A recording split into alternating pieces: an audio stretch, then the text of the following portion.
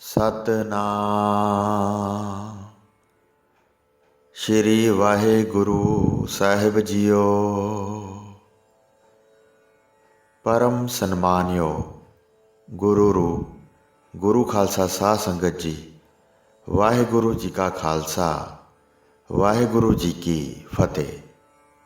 ਜਾ ਕਾ ਅੰਗ ਦਇਆਲ ਪ੍ਰਭ ਤਾਂ ਕੇ ਸਭ ਦਾਸ। ਉਹ ਦਇਆਲ ਪ੍ਰਭੂ ਪਰਮੇਸ਼ਰ ਜਿਸ ਦਾ ਪੱਖ ਕਰਦਾ ਹੈ, ਸਾਰੇ ਜੀਵ ਉਸ ਦੇ ਸੇਵਕ ਹੋ ਜਾਂਦੇ ਹਨ। ਭਾਵ ਸਭ ਉਸ ਦੇ ਸੇਵਾ ਕਰਨ ਵਾਲੇ ਚਾਕਰ ਹੋ ਜਾਂਦੇ ਹਨ। ਸੰਸਾਰੀ ਜੀਵਾਂ ਦੀ ਤਾਂ ਕੀ ਬਾਤ ਹੈ, ਉਹਨਾਂ ਦੀ ਸੇਵਾ ਵਿੱਚ ਤਾਂ ਜਲ ਜੰਤੂ ਪਸ਼ੂ ਪੰਛੀ ਵੀ ਦਾਸ ਹੋ ਜਾਂਦੇ ਹਨ। ਇੱਕ ਅਦਮ ਨਾਮ ਦਾ ਬਾਦਸ਼ਾਹ ਹੋਇਆ ਹੈ। ਉਹ ਆਪਣੀ ਸੌਣ ਵਾਲੀ ਸੇਜਾਂ ਉੱਤੇ ਹਰ ਰੋਜ਼ ਗਰਮੀ ਦੇ ਮੌਸਮ ਵਿੱਚ ਗੁਲਾਬ ਚਮੇਲੀ ਆਦਿਕ ਫੁੱਲਾਂ ਨੂੰ ਵਿਛਾ ਕੇ ਸੌਂਦਾ ਹੁੰਦਾ ਸੀ। ਇੱਕ ਦਿਨ ਸੇਜਾਂ ਉੱਤੇ ਫੁੱਲ ਵਿਛਾਉਣ ਵਾਲੀ ਦਾਸੀ ਨੇ ਮਨ ਵਿੱਚ ਵਿਚਾਰਿਆ ਕਿ ਰਾਜਾ ਹਮੇਸ਼ਾ ਹੀ ਇਸ ਸੇਜਾਂ ਦਾ ਸੁੱਖ ਲੈਂਦਾ ਹੈ, ਇਸ ਉੱਤੇ ਪੈ ਕੇ ਸਰੀਰ ਨੂੰ ਕਿਤਨਾ ਸੁੱਖ ਆਰਾਮ ਹੋਵੇਗਾ। ਇਸ ਭਾਵਨਾ ਨੇ ਉਸ ਦੇ ਮਨ ਵਿੱਚ ਸੇਜਾਂ ਤੇ ਸੁੱਖ ਲੈਣ ਦੀ ਭਾਵਨਾ ਜਾਗਰਿਤ ਕਰ ਦਿੱਤੀ। ਦਾਸੀ ਕੁਝ ਸਮੇਂ ਵਾਸਤੇ ਸੇਜਾਂ ਤੇ ਪੈ ਗਈ। ਕੰਮਕਾਰ ਤੋਂ ਥੱਕੀ ਹੋਈ ਸੀ। ਦੂਜਾ ਆਰਾਮਦਾਇਕ ਸੇਜਾ ਪੈਂਦਿਆਂ ਹੀ ਥੋੜ੍ਹੇ ਸਮੇਂ ਵਿੱਚ ਹੀ ਉਸ ਨੂੰ ਨੀਂਦ ਆ ਗਈ। ਦਾਸੀ ਤਾਂ ਇਹ ਸੋਚ ਕੇ ਪਈ ਸੀ ਕਿ ਕਿਹੜਾ ਕੋਈ ਦੇਖਦਾ ਹੈ, ਪਰ ਅਚਾਨਕ ਰਾਜਾ ਜੀ ਆ ਗਏ। ਆਪਣੀ ਦਾਸੀ ਨੂੰ ਸੇਜਾ ਉੱਤੇ ਪਈ ਵੇਖ ਕੇ ਕ੍ਰੋਧਵਸ ਹੋ ਗਏ। ਕ੍ਰੋਧਵਸ ਹੋ ਕੇ ਹੱਥ ਵਿੱਚ ਬੈਂਤ ਪਕੜੀ। ਦਾਸੀ ਨੂੰ ਬੈਂਤਾਂ ਮਾਰਨੀਆਂ ਸ਼ੁਰੂ ਕਰ ਦਿੱਤੀਆਂ। ਬੈਂਤਾਂ ਦੀ ਪੀੜਾ ਨਾਲ ਦਾਸੀ ਕੁਰਲਾ ਉੱਠੀ।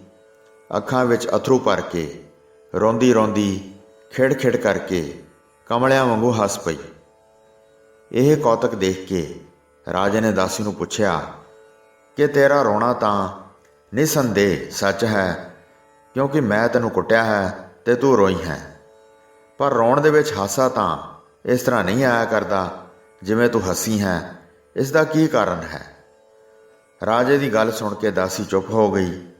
ਉਸ ਦੀ ਗੱਲ ਦਾ ਉੱਤਰ ਨਾ ਦਿੱਤਾ। ਰਾਜੇ ਨੇ ਆਪਣਾ ਰੁਖ ਬਦਲ ਲਿਆ। ਇਸ ਗੱਲ ਦੀ ਜਾਣਕਾਰੀ ਪ੍ਰਾਪਤ ਕਰਨ ਲਈ ਦਾਸੀ ਨੂੰ ਪ੍ਰੇਮ ਨਾਲ ਪੁੱਛਿਆ ਤਾਂ ਦਾਸੀ ਨੇ ਕਿਹਾ ਕਿ ਰਾਜਨ, ਸੱਚ ਦੀ ਤਾਸੀਰ ਬੜੀ ਕੌੜੀ ਹੋਇਆ ਕਰਦੀ ਹੈ। ਪਹਿਲਾਂ ਵਚਨ ਦੇ ਕਿ ਮੇਰੇ ਹੱਸਣ ਦਾ ਕਾਰਨ ਜੋ ਇੱਕ ਸੱਚਾਈ ਹੈ, ਸੁਣ ਕੇ ਮੈਨੂੰ ਹੋਰ ਤਾਂ ਸਜ਼ਾ ਨਹੀਂ ਦੇਵੇਂਗਾ। ਰਾਜੇ ਨੇ ਕਿਹਾ ਕਿ ਹਾਂ, ਮੈਂ ਵਚਨ ਦਿੰਦਾ ਹਾਂ, ਤੂੰ ਹੱਸਣ ਦਾ ਕਾਰਨ ਦੱਸ। ਕਹਿਣ ਲੱਗੀ ਕਿ ਹੇ ਰਾਜਨ, ਮੈਂ ਇਸ ਸੇਜਾ ਉੱਪਰ 1-2 ਘੜੀਆਂ ਜਾਂ ਅੱਧੀ ਘੜੀ ਸੁੱਤੀ ਹਾਂ। ਇਸ ਦਾ ਫਲ ਮੈਨੂੰ ਇਹ ਮਿਲਿਆ ਕਿ 1 ਘੜੀ ਦੇ ਸੁੱਖ ਆਰਾਮ ਨੇ ਇਤਨੀਆਂ ਬੈਂਤਾਂ ਮਰਾ ਦਿੱਤੀਆਂ ਹਨ। ਬਾਦਸ਼ਾਹ, ਮੈਂ ਤੇਰੇ ਵੱਲ ਵੇਖ ਕੇ ਹੱਸੀ ਹਾਂ ਕਿ ਤੂੰ ਹਰ ਰੋਜ਼ ਇਸ ਸੇਜਾ ਤੇ ਸੌਂਦੇ ਹੋ, ਤੁਹਾਡਾ ਕੀ ਹਾਲ ਹੋਵੇਗਾ। ਇਹ ਗੱਲ ਸੁਣਦਿਆਂ ਹੀ ਬਾਦਸ਼ਾਹ ਦਾ ਪਿਛਲਾ ਪੁਰਬਲਾ ਕੋਈ ਐਸਾ ਭਾਗ ਜਾਗਿਆ ਕਿ ਇਹ ਬੋਲੀ ਹਿਰਦੇ ਨੂੰ ਵੇਧ ਗਈ ਤੇ ਬੈਰਾਗ ਦੀ ਹਨੇਰੀ ਉੱਠ ਖੜੀ, ਜੋ ਰਾਜ ਭਾਗ ਦੇ ਲਾਲਚ ਨੂੰ ਉਡਾ ਕੇ ਲੈ ਗਈ ਤੇ ਤੁਰੰਤ ਆਪਣਾ ਰਾਜ ਹੱਕ ਹਕੂਕ ਸਭ ਕੁਝ ਪੁੱਤਰ ਨੂੰ ਸੌਂਪ ਕੇ ਜੰਗਲ ਨੂੰ ਤੁਰ ਪਿਆ। ਤੁਰਨ ਤੋਂ ਪਹਿਲਾਂ ਸੋਚਿਆ, ਚਲੋ ਸੇਜਾ ਤਾਂ ਨਹੀਂ ਹੈ, ਸਿਰਹਾਣੇ ਤੋਂ ਬਿਨਾਂ ਨੀਂਦ ਨਹੀਂ ਆਵੇਗੀ। ਇੱਕ ਸਿਰਹਾਣਾ ਕੱਛ ਵਿੱਚ ਦੇ ਲਿਆ, ਇੱਕ ਦਾਤਣ, ਇੱਕ ਲੋਟਾ, ਇਹ ਤਿੰਨੇ ਚੀਜ਼ਾਂ ਲੈ ਕੇ ਘਰ ਤੋਂ ਤੁਰ ਪਿਆ। ਅਜੇ ਥੋੜ੍ਹੀ ਦੂਰ ਹੀ ਗਿਆ ਸੀ ਕਿ ਇੱਕ ਜ਼ਿਮੀਂਦਾਰ ਕੰਮਕਾਰ ਤੋਂ ਥੱਕ ਕੇ ਸਿਰ ਹੇਠ ਬਾਂਹ ਰੱਖ ਕੇ ਸੁੱਤਾ ਦੇਖਿਆ ਤੇ ਕਿਹਾ ਕਿ ਮਨਾ, ਕਿਸ ਤਰ੍ਹਾਂ ਦਾ ਤਿਆਗ ਹੈ ਕਿ ਸਿਰਹਾਣਾ ਚੁੱਕੀ ਫਿਰਦਾ ਹੈ। ਜੇ ਇਸ ਜ਼ਿਮੀਂਦਾਰ ਨੂੰ ਸਿਰਹਾਣੇ ਤੋਂ ਬਿਨਾਂ ਨੀਂਦ ਆ ਸਕਦੀ ਹੈ ਤਾਂ ਮੈਨੂੰ ਵੀ ਆਵੇਗੀ। ਉਹ ਸਿਰਹਾਣਾ ਉਸਨੇ ਕਿਸੇ ਲੋੜਵੰਦ ਨੂੰ ਦੇ ਦਿੱਤਾ। ਰਸਤੇ ਵਿੱਚ ਰਾਤ ਗੁਜ਼ਾਰੀ। ਇੱਕ ਫਕੀਰ ਸਵੇਰ ਵੇਲੇ ਹੱਥ ਮੂੰਹ ਧੋਂਦਾ ਦੇਖਿਆ। ਜਿਸ ਪਾਸ ਦਾਤਣ ਵੀ ਕੋਈ ਨਹੀਂ, ਉਹ ਆਪਣੀ ਹੀ ਉਂਗਲ ਦੇ ਨਾਲ ਦੰਦਾਂ ਦੀ ਮੈਲ ਨੂੰ ਸਾਫ਼ ਕਰ ਰਿਹਾ ਸੀ। ਉਸੇ ਵੇਲੇ ਦਾਤਣ ਦਾ ਵੀ ਤਿਆਗ ਕਰ ਦਿੱਤਾ ਕਿ ਇਸ ਦੇ ਬਿਨਾਂ ਵੀ ਸਰ ਸਕਦਾ ਹੈ। ਹੁਣ ਰਾਜੇ ਕੋਲ ਨਾਲ ਲਿਆਂਦੀਆਂ ਵਸਤੂਆਂ ਵਿੱਚੋਂ ਕੇਵਲ ਲੋਟਾ ਹੀ ਰਹਿ ਗਿਆ ਸੀ। 2 ਵਸਤੂਆਂ ਤਿਆਗ ਦਿੱਤੀਆਂ ਤੇ ਸੋਚਿਆ ਕਿ ਇਸ ਦੇ ਬਿਨਾਂ ਤਾਂ ਸਰ ਨਹੀਂ ਸਕਦਾ। ਪਿਆਸ ਲੱਗੀ। ਪਾਣੀ ਪੀਣ ਦੀ ਇੱਛਾ ਨਾਲ ਜਦੋਂ ਖੂਹ 'ਤੇ ਪਹੁੰਚਿਆ ਤਾਂ ਇੱਕ ਫਕੀਰ ਇਸ ਤੋਂ ਪਹਿਲਾਂ ਪਾਣੀ ਪੀਣ ਲਈ ਪਹੁੰਚਿਆ ਹੋਇਆ ਸੀ, ਪਰ ਇਸ ਦੇ ਕੋਲ ਕੋਈ ਵੀ ਪਾਤਰ ਨਹੀਂ ਸੀ। ਉਹ ਬੁੱਕ ਭਰ ਭਰ ਕੇ ਪਾਣੀ ਹੱਥਾਂ ਨਾਲ ਪੀ ਰਿਹਾ ਸੀ। ਇਸ ਨੂੰ ਦੇਖ ਕੇ ਉਸਨੇ ਲੋਟੇ ਦਾ ਵੀ ਤਿਆਗ ਕਰ ਦਿੱਤਾ ਤੇ ਵਾਧੂ ਸਮਝ ਕੇ ਇਹ ਵੀ ਲੋੜਵੰਦ ਨੂੰ ਦੇ ਦਿੱਤਾ ਤੇ ਹੁਣ ਬਿਲਕੁਲ ਖਾਲੀ ਹੋ ਕੇ ਨਦੀ ਦੇ ਕੰਢੇ ਜਾ ਬੈਠਾ। ਪਦਾਰਥਾਂ ਦੀ ਤਾਂ ਇੱਛਾ ਰਹੀ ਕੋਈ ਨਾ, ਸੰਬੰਧੀਆਂ ਦਾ ਮੋਹ ਨਾ ਰਿਹਾ। ਹੁਣ ਇੱਕੋ ਕੰਮ ਰਹਿ ਗਿਆ ਕਿ ਮੇਰਾ ਇੱਕ ਵੀ ਸਵਾਸ ਵਿਅਰਥ ਨਾ ਜਾਏ।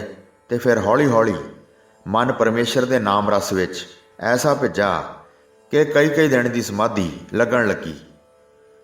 ਸੋ ਕਿਸੇ ਸਮੇਂ ਆਦਮ ਬਾਦਸ਼ਾਹ ਨੂੰ ਫਕੀਰੀ ਦੇ ਲਿਬਾਸ ਵਿੱਚ ਕਿਸੇ ਨੇ ਦੇਖ ਕੇ ਉਸ ਦੇ ਪੁੱਤਰ ਨੂੰ ਰਾਜ ਭਵਨਾਂ ਵਿੱਚ ਜਾ ਕੇ ਕਿਹਾ ਕਿ ਤੂੰ ਚੰਗਾ ਪੁੱਤਰ ਹੈ, ਆਪ ਤਾਂ ਰਾਜ ਭਾਗ ਦਾ ਆਨੰਦ ਲੈ ਰਿਹਾ ਹੈ ਤੇ ਪਿਤਾ ਜੰਗਲਾਂ ਵਿੱਚ ਨਾ ਵਸਤਰ ਨਾ ਮਕਾਨ, ਇਸ ਹਾਲਤ ਵਿੱਚ ਹੈ। ਇਹ ਸੁਣ ਕੇ ਬਾਦਸ਼ਾਹ ਦੇ ਪੁੱਤਰ ਨੂੰ ਬੜੀ ਸ਼ਰਮ ਆਈ ਤੇ ਪਿਤਾ ਨੂੰ ਲੈਣ ਵਾਸਤੇ ਤੁਰ ਪਿਆ। ਕਈ ਲੇਖਕਾਂ ਨੇ ਇਹ ਵੀ ਲਿਖਿਆ ਹੈ ਕਿ ਇਸ ਨੂੰ ਆਪ ਹੀ ਖਿਆਲ ਆਇਆ ਕਿ ਮੈਂ ਆਪ ਤਾਂ ਰਾਜ ਭਾਗ ਦਾ ਆਨੰਦ ਲੈ ਰਿਹਾ ਹਾਂ, ਮੇਰਾ ਪਿਤਾ ਜੰਗਲਾਂ ਵਿੱਚ ਦੁਖੀ ਹੋ ਰਿਹਾ ਹੋਵੇਗਾ। ਉਸਨੇ ਸੋਚਿਆ ਕਿ ਭਜਨ ਹੀ ਕਰਨਾ ਹੈ, ਇੱਥੇ ਮਹਿਲਾਂ ਵਿੱਚ ਕਰ ਲਵੇਗਾ, ਕੁਝ ਵੀ ਹੋਵੇ। ਪਰ ਸੈਨਾ ਲੈ ਕੇ ਲੈਣ ਗਿਆ। ਪਹੁੰਚ ਕੇ ਨਮਸਕਾਰ ਕੀਤੀ।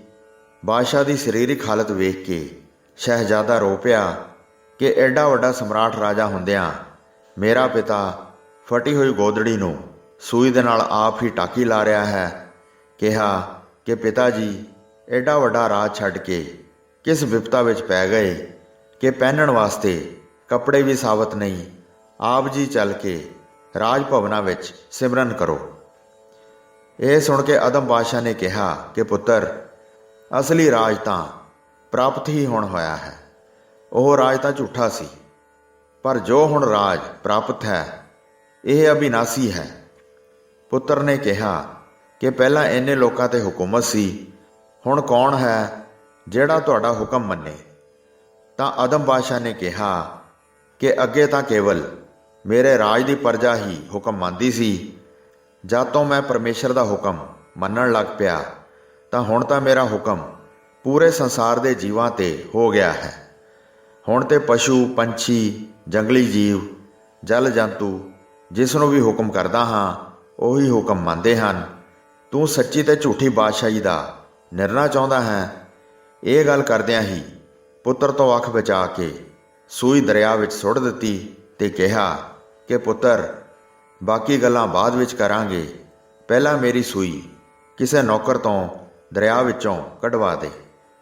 ਸ਼ਹਿਜ਼ਾਦੇ ਨੇ ਕਿਹਾ ਕਿ ਪਿਤਾ ਜੀ ਘਰ ਚੱਲੋ, ਸੂਈਆਂ ਦਾ ਕੋਈ ਘਾਟਾ ਹੈ, ਡਿੱਗ ਪਈ ਤਾਂ ਡਿੱਗੀ ਰਹਿਣ ਦਿਓ।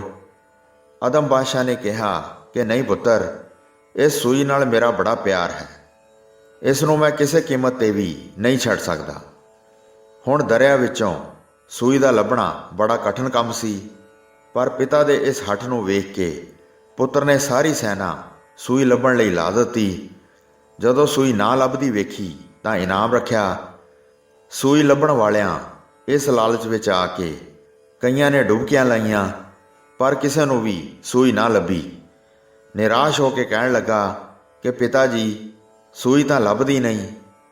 ਤਾਂ ਆਦਮ ਬਾਦਸ਼ਾਹ ਨੇ ਕਿਹਾ ਕਿ ਹੁਣ ਮੈਂ ਯਤਨ ਕਰਕੇ ਵੇਖਦਾ ਹਾਂ, ਸੂਈ ਤਾਂ ਲੱਭਣੀ ਪਏਗੀ। ਤੇ ਆਦਮ ਬਾਦਸ਼ਾਹ ਨੇ ਦਰਿਆ ਦੇ ਕੰਢੇ 'ਤੇ ਖੜ੍ਹ ਕੇ ਇੱਕ ਆਵਾਜ਼ ਦਿੱਤੀ ਕਿ ਹੇ ਪਾਣੀ ਵਿੱਚ ਰਹਿਣ ਵਾਲੀਓ ਮੱਛੀਓ, ਮੇਰੀ ਸੂਈ ਜਲਦੀ ਲੱਭ ਕੇ ਲਿਆਓ, ਮੈਂ ਗੋਦੜੀ ਸਿਉਣੀ ਹੈ। ਇਹ ਸੁਣਦੇ ਹੀ ਮੱਛੀਆਂ ਖੁਸ਼ੀ ਵਿੱਚ ਦੌੜ ਪਈਆਂ।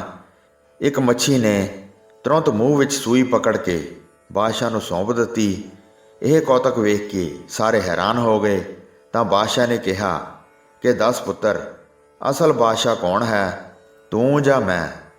ਤੇਰਾ ਹੁਕਮ ਤਾਂ ਕੇਵਲ ਮਨੁੱਖਾਂ 'ਤੇ ਹੀ ਚੱਲ ਰਿਹਾ ਹੈ। ਮੇਰਾ ਹੁਕਮ ਮਨੁੱਖ, ਦੇਵਤਾ, ਪਸ਼ੂ ਪੰਛੀ ਸਾਰੇ ਮੰਨਦੇ ਹਨ।